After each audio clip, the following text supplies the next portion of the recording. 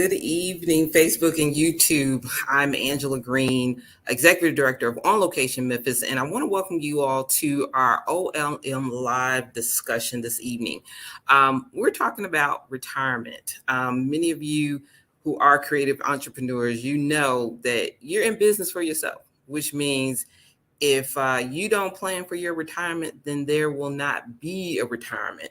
And we think that there are ways that you can best plan for that so that once you get into your latter years of your career, if you want to perform, if you want to create, you can, but you definitely don't want to be in a position where you have to. So today we have brought a professional in to speak with us. Her name is Dr. Vondra Armstrong, and she is with Arnav Consulting. And she's here to kind of discuss with us some of the options that you as creative entrepreneurs, whether you're at the beginning of your career, that's late 20s, early 30s, or whether or not you may be sort of mid-career, late 30s, early 40s, there's still options for you. So we want to kind of put this on your mind and go ahead and have this conversation so that you can start planning now. So go ahead, hit the like button, share the stream, let everybody know that the OLM Live discussion is about to begin right now.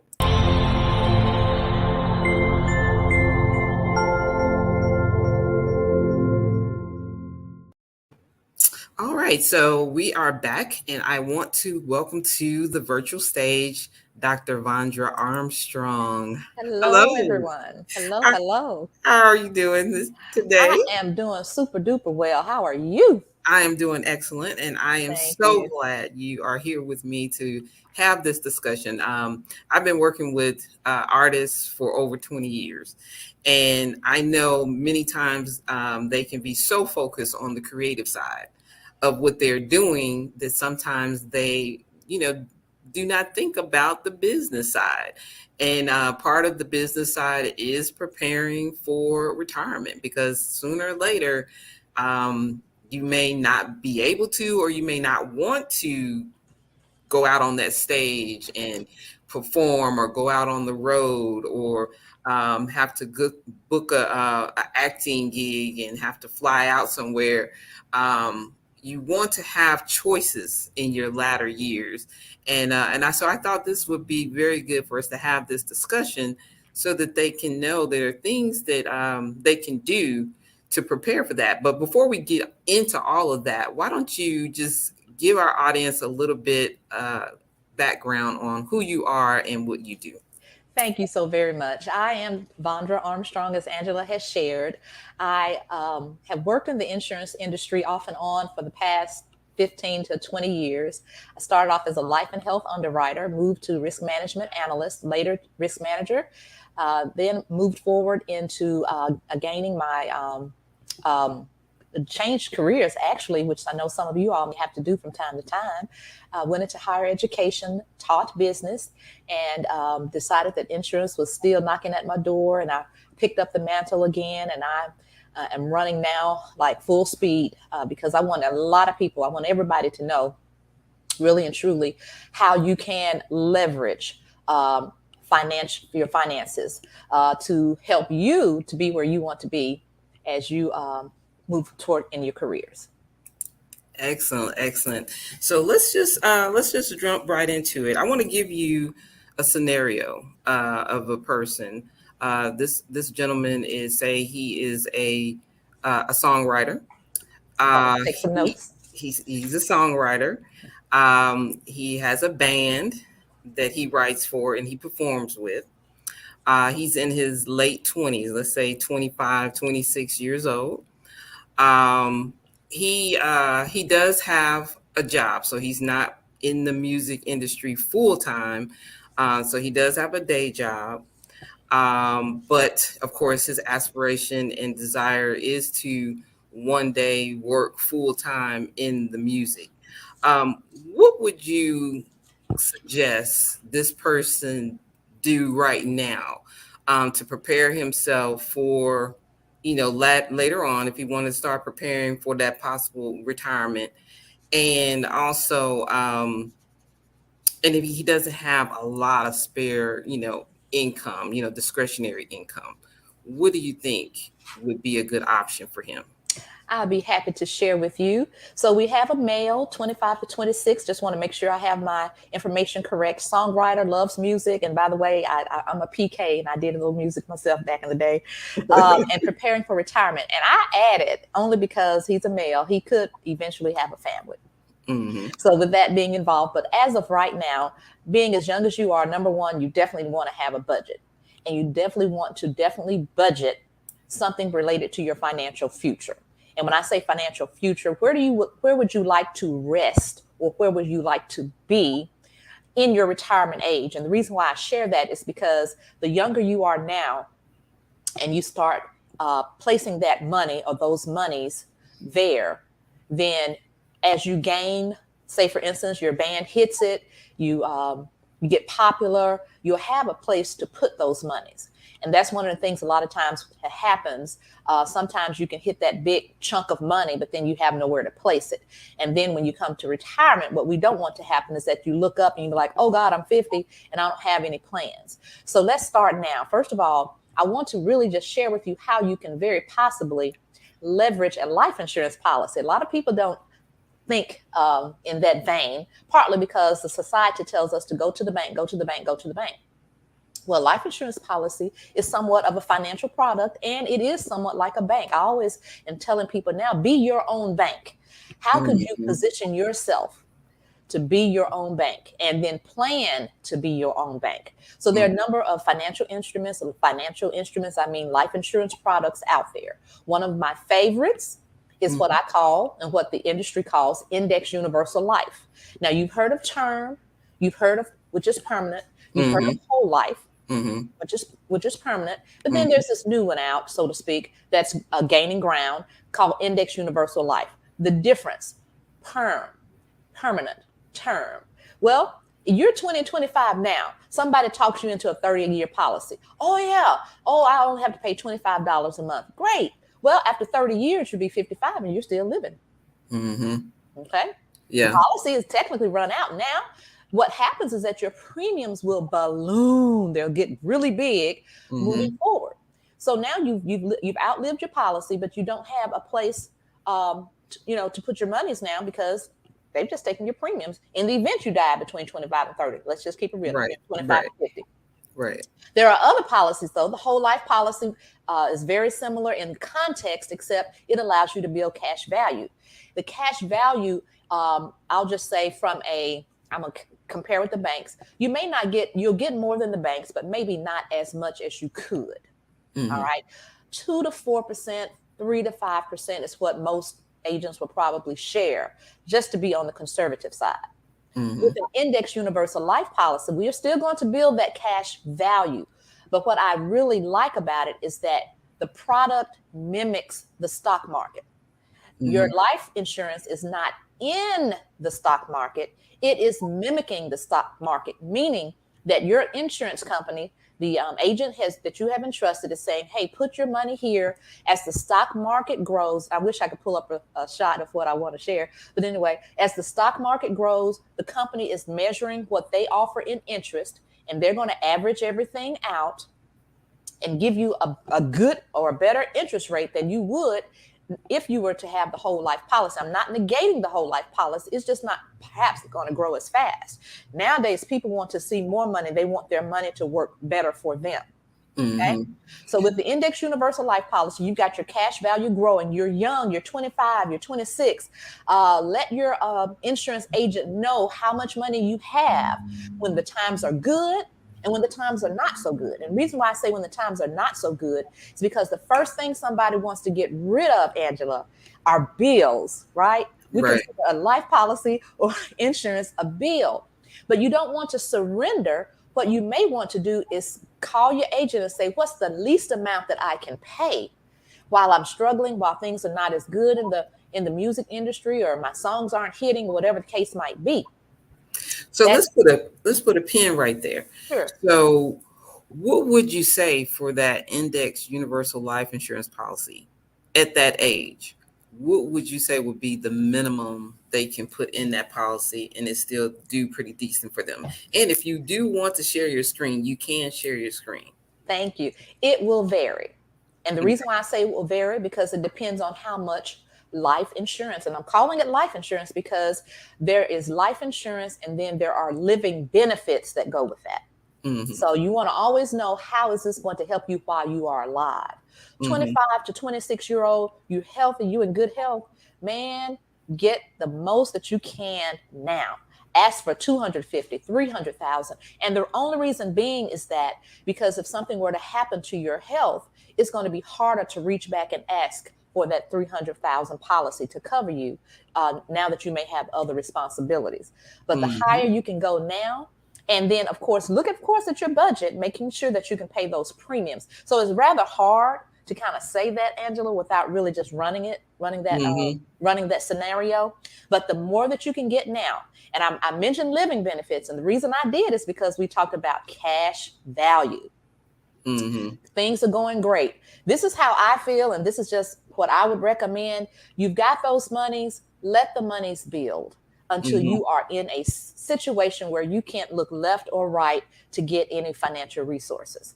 And the Mm-hmm. reason being is that because when you reach into your bank, which is fine, that's that cash value, you can access those funds, but you don't want to treat it like the regular ATM where I want to get $20 here, $30 here. That's not the way the policy should be used.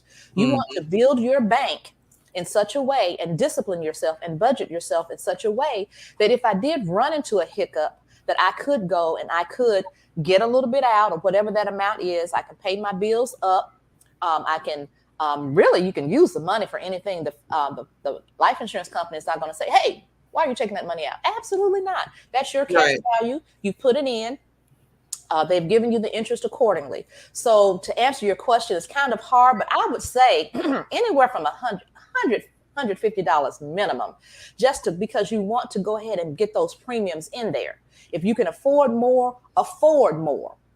All right. Just make sure you know what you are affording. Give up some TV, give up eating out. So $100 to $150 minimum. If that's what you want to do, you can definitely still do it for 50 or 75.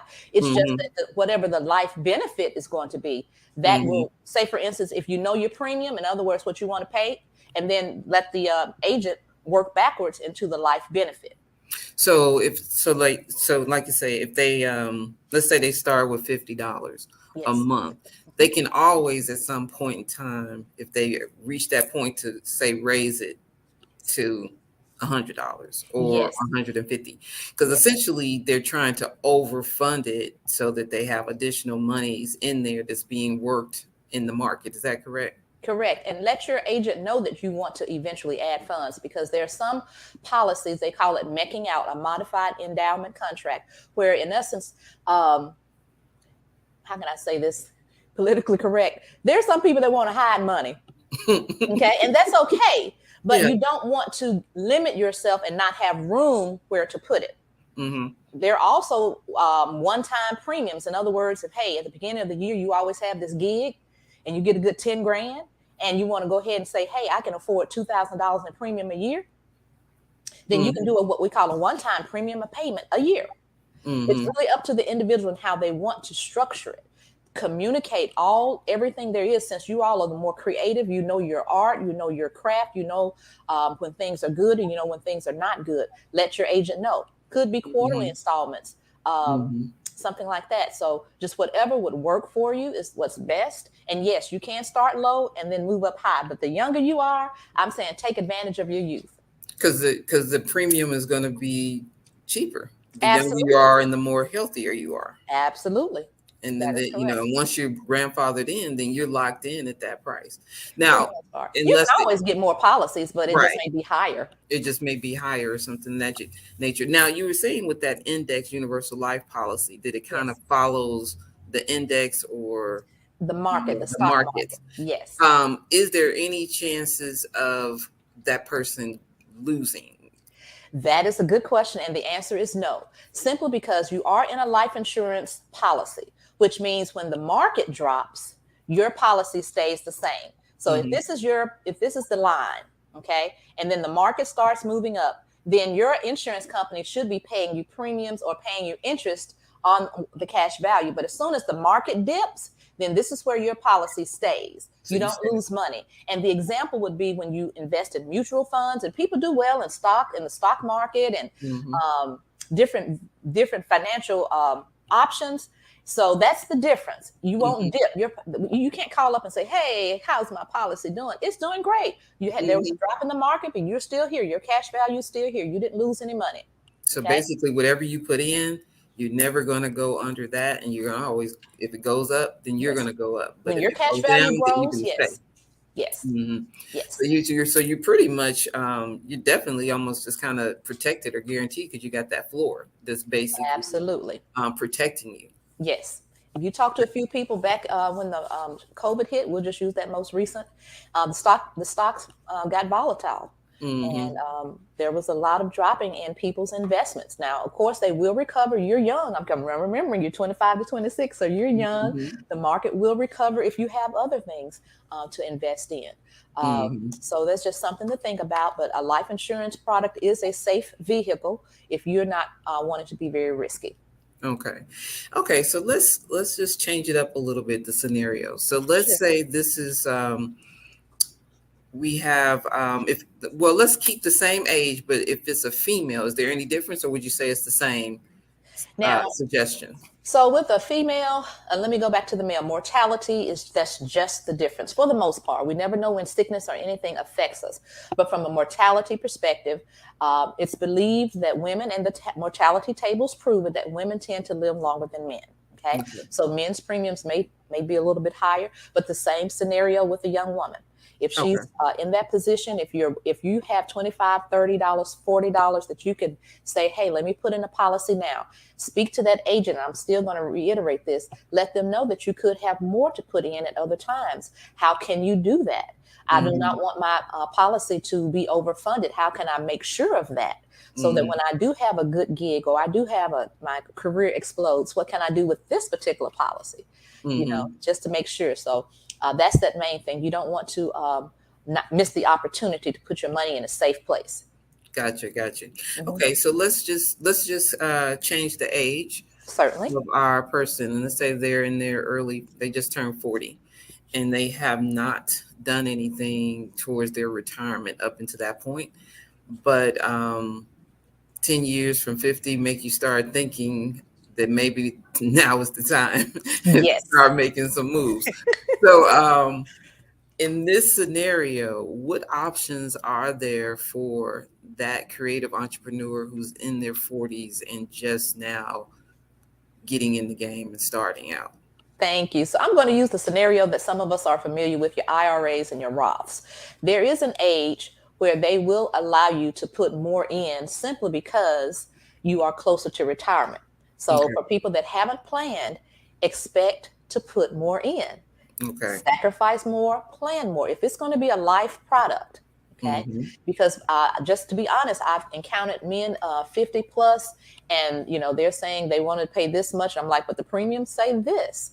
And so you want to be a little bit cognizant of that, so that, or you don't want to be naive in thinking that, oh, I can start a policy at 50 and pay 40, at the age of 40 and get a $25 premium. They're going to say, hey, we got a $25,000 policy for you. Now, will that take care of you and your family? Might be a little bit of a challenge. So, but yes, you can still make up ground. You just have to be ready. You have to be focused. And a lot of us, we grow up a little later, and in the creative arts world, I would certainly say reflect. Don't give up. Don't hang up the towel, in the sense of, can you really do this? Absolutely. You can. It will just take a little bit more time because you didn't get started at 25, 26. So that's 15-year difference, if you will, where more monies have been, the lower amounts of monies have been putting in, plus they've been growing at various paces. Okay. So just basically, you're going to have to pay a little bit more in, so that, well, maybe even a lot more in, so that you can kind of balance out the fact that you're starting 10 years behind the 8 ball, so to speak, to get this going. So, okay. And that makes total sense. So now that we know that we have these options, Just quickly, how would a person use these options? So say we're now at retirement age, we've done what we needed to do to build up a decent little nest egg within that policy. How they access it? How would they use it? Absolutely. Most companies will tell us, hey, pick up the phone and call us, complete a form. You can actually, if you have access, most companies now, you have access to your accounts online. You go out there and you put in the request and you request those monies. Now, some of the policies that I have written, and this is what I would recommend. This is why I said if you kind of know where you want to be at the end, then we can help fund that. So let's just say, and first of all, let me interject this. The good news is that this money is tax free. Did you hear what I said? Yeah, tax free. Tax free. All right. So you have other buckets that are going to be taxed and are taxable. Okay. 401k, just to say it, you put in pre-tax. When you get it back, guess what? They tax it. They're gonna hit it. Mutual funds, anything you invest in, as you are gaining those capital gains and dividends, you're going to be reporting them to Uncle Sam. So let's get that out of the way. But with a life insurance policy, when you build up and you build that cash value, you can request those monies tax-free. Okay. So what can they be used for? You want to go on vacation? Go on vacation. You want to pay for that child's wedding? Pay for that child's wedding. You want to pay for that child's education? Pay for that child's education. You want to get your child or yourself a car? Get yourself a car. You need to fix up your house? Fix up your house. There is no limit to what you can use with the monies that you're using. If you want to save them, if you want to use a life policy to take care of you as you age, you know, home health care is starting to be get more robust. As those boomers are living longer, and I want to live a lot longer too. So you can use those to pay for your health care fees. It's just wisdom. Okay, wisdom in how you want to use those monies, and just know. And again, you have to know the parameters. Some insurance companies don't want you to take everything out because you did say you wanted this for your life premium. You want it for life benefit, death benefit. So now I'm talking in terms of the income that has been generated or made over and above the life benefit. That part right there, there's no limit on that, correct? Cash value, once you, in other words, when we run the illustrations, we will show you various settings. One of the columns will have a cash value column. This cash value will build. Okay. And at that time, you can take that cash value at different intervals. It's left up to the individual. Or you can fund it. Let's just take this 25-year-old. He's being consistent, putting that $50, $25 in, and he's saying, you know what, I'm not going to touch it. I just want to watch it grow. And by the time I want to retire, let's just say creative folks, what age is retirement typically, Angela? I don't know. See, some of them never retire, but they never retire. Say around 60, they may want to sit it down. Okay, if they want to sit it down around 60, then ask your agent to draw that illustration to where you don't have to pay premiums until the age of 60, and then I want to know how much income I can see tax-free that I can get. Now, that's just how the policy would work. You can still access more, but the illustration would show that if you get XYZ, $10,000, $20,000 a year, tax-free, then we'll just show the illustration, and then we'll show how your cash value. And keep in mind, even though you have money in the bank, so to speak, at the you have 50,000 when you draw it out. Well, interest is still growing, so you're going to get monies on whatever is left. So it's just kind of a parallel, if you will. What you're taking out and your money is still going to be growing. Some of the cash value is still going to be getting the interest according to the stock market and everything. And then you go from there. So if you wanted theoretically to basically set yourself up a salary, say you wanted to take absolutely $2,000 a month, you want a distribution $2,000 a month, or $25,000 a year, 100 or 25,000 a year. Yes, you can do that. I can run that illustration for you. Yes. And you don't necessarily per se have to pay it back or anything like that, because you're kind of like borrowing against the policy, correct? You're borrowing from yourself. From yourself. Okay. So upon death, essentially, if there's anything owed, the value of the policy would basically wipe the death benefit that's remaining. Okay. That's remaining. We will deduct, the insurance company will deduct what is owed. Okay. Now think about this. How much does it take to bury a person? Right.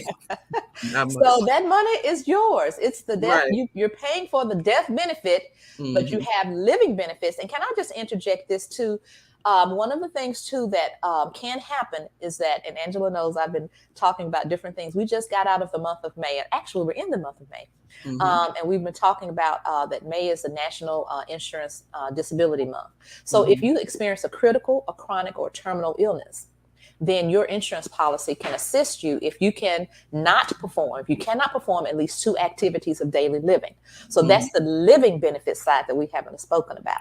So when you were asking, how can I use that policy? That's another 3 ways. Okay. If you are a family and you're a husband or a wife and you all have a what do you call it? A mortgage, terminal illness. Hey, let's take that money and let's pay. We can't stop a terminal illness, but we can live it in such a way that we can make sure everyone's comfortable. Okay. Chronic is something that happens, you break a leg, you can't perform 2 activities of daily living. Hey, you need your income coming in because you can't do your gig. Okay. So you need that money coming in. So when you are asking about those policies, say, do they come with living benefits? Okay. Will my policy pay if something were to happen to me? Right. Absolutely. So I know all of this is very, individual specific. So it really depends on the individual, what their situation is, what they have going on, what they want to happen in the future. So how can a creative entrepreneur get in touch with you if they want to just do a deeper dive? Absolutely. I really prefer a phone call or a text. Can I go ahead and give my number? Yes, please do. It is 501-920-3551. And I'd like for you to just identify yourself and just say, hey, this is XYZ. I heard about OLM, and that kind of gives me a little bit of knowledge. And then I'll have your number in my phone and I will call you back, and then we can just set up an appointment. And all of my analysis are free. In other words, I don't do anything, say for instance, $50 for my time, because I believe once I show you with my time and your time how you can benefit from that, I think you'll be ready and prepared to take the necessary steps to secure yourself, as well as for your family, your future family, whatever the case might be. Now give me that number again, Vondra.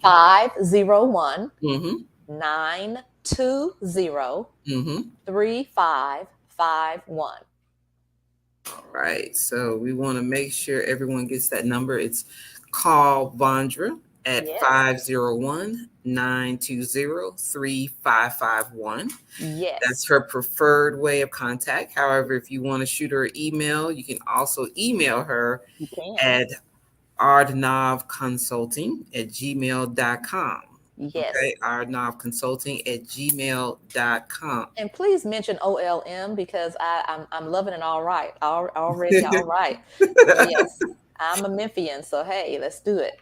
Absolutely. Absolutely. Well, I want to thank you again for joining us for this OLM live discussion. Thank you. I know many of our creative artists, they're entrepreneurs, they're going to get a lot out of this.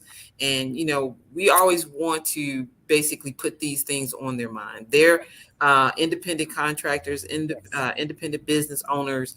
And this is just another aspect of their business life that needs to be considered. And so I just thank you for giving us some of your time to kind of share some of these resources with our audience. And thank you for the opportunity. And there's a lot more to discuss, especially if you're currently married. I can certainly give you some guidance with that as well. So thank you for your time, Angela. Awesome. Well, thank you all for joining us for another OLM Live discussion. We will see you next time.